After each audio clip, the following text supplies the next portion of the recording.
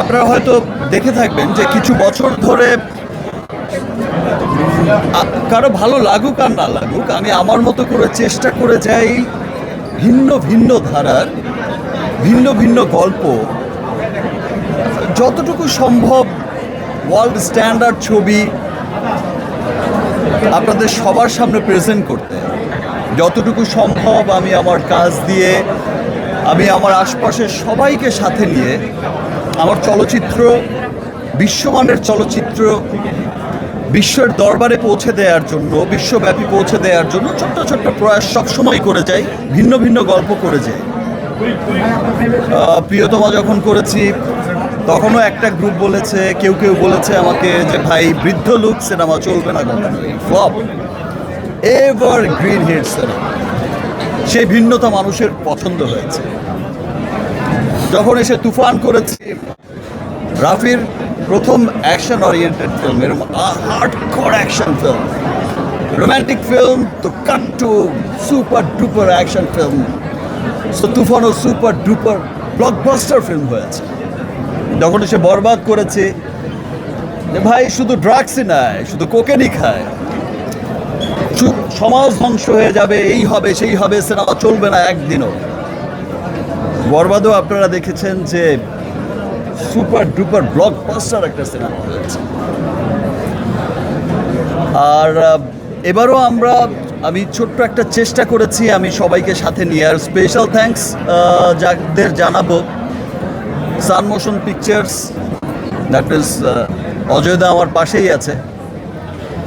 অজয়দা বা তাদের প্রোডাকশনের সম্পর্কে বলার কিছুই আর অবকাশ রাখে না, তারা সবসময়ই খুব ভালো ভালো সিনেমা সবাইকে উপহার দিয়ে যাচ্ছে। অ্যান্ড থ্যাঙ্কস অজয়দা, আমাকে বিশ্বাস করে এত চমৎকার একটা সিনেমা বানিয়েছেন, রকস্টার। আমার মনে হয়েছে যে আমি একটা ভিন্ন ধারার, ভিন্ন জনারায় কাজ করতে চাই, যে জনারার মধ্যে কোনো বন্দুক থাকবে না, কোনো একদম মেশিন গান, মোটর গান, এগুলো সব কিছু জনারা থেকে বেরিয়ে এসে আমি একটা ভিন্ন জনারার একটা স্টোরি নিয়ে, একটা পরিবারের স্টোরি নিয়ে, একটা মিডল ক্লাস, একটা আপার মিডল ক্লাস, একটা আপার ক্লাসের বাচ্চার যে ক্রাইসিস, সেই মানুষগুলোর কি দুঃখ, কি বেদনা, কেমনভাবে তাদের জীবনযাপন। মানুষ শুধু টাকা পয়সা, বা আপনারা দেখেছেন হয়তো সিনেমায় যে অনেক বৃত্তশালী হলেই, খাবারের অভাব না থাকলেই যে মানুষ সুখী হয়, তা কিন্তু না। সো পারিবারিক বন্ধনটা খুব দরকার হয়। এবারও সিনেমায় অনেক রকমভাবেই ড্রাগস দেখানো হয়েছে, কোকেন দেখানো হয়েছে। আপনারা বিশ্বব্যাপী রকস্টারের লাইফস্টাইল অনেকটা ওই রকমই দেখেছেন, এইখানেও দেখেছেন এখনকার সমাজ যেখানে যাচ্ছে। আসলে লাস্ট সিনেমার এই সিনেমায় যারাই বলেছে যে শুধু ড্রাগস দেখানো হয়েছে, কোকেন দেখানো হয়েছে, আমি কোকেন না দেখালে বা ড্রাগস না দেখালে, ড্রাগসের যে ক্ষতিকারক প্রভাব, ড্রাগস যে মানুষকে ডিস্ট্রয় করে দেয়, তার ফ্যামিলিকে ডিস্ট্রয় করে দেয়, সমাজকে ধ্বংস করে দেয়, তার জীবন থেকে জীবন কেড়ে নেয়, এই ভালো মন্দের পার্থক্যটা বোঝাবো কিভাবে? ড্রাগসকে দেখিয়েই তো তার ক্ষতিকারক প্রভাবটা বোঝাতে হয়েছে। এই গল্পে এত চমৎকার চমৎকার গান দেখানো হয়েছে, একটা উত্তর দিই তারপরে আবার বলছি। এত চমৎকার চমৎকার গান শোনানো হয়েছে, এত চমৎকার চমৎকার ভিজুয়াল দেখানো হয়েছে। আমি আসলে এত চমৎকার ভিজুয়ালের সিনেমা, এত পরিচ্ছন্ন সিনেমা আমি আমার ক্যারিয়ারে আর এর আগে দেখিনি কখনো। এটা একটা নতুন জনারার সিনেমা। এটা যারা অ্যাকশন ওরিয়েন্টেড থেকে বেরিয়ে এসে একটি গল্পের, একটি সুন্দর, একটি রোম্যান্টিক, একটি ফিলের সিনেমা দেখতে পছন্দ করে, তাদের এই সিনেমাটা খুব ভাল লাগছে। এবং অনেকে, আমি রিভিউগুলো দেখছিলাম কিছুদিনের, সেখানেও আমি দেখতে পাচ্ছিলাম যে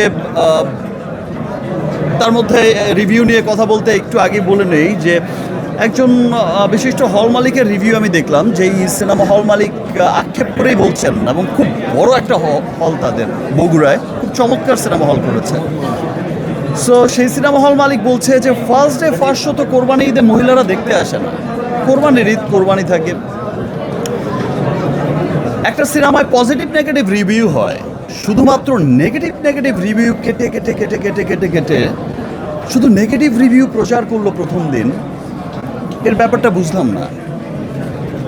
এই আক্ষেপটা কার প্রতি? আক্ষেপটা কি আমার প্রতি? এই চক্রান্তটা কার প্রতি? আমার প্রতি? এই চক্রান্তটা কার প্রতি?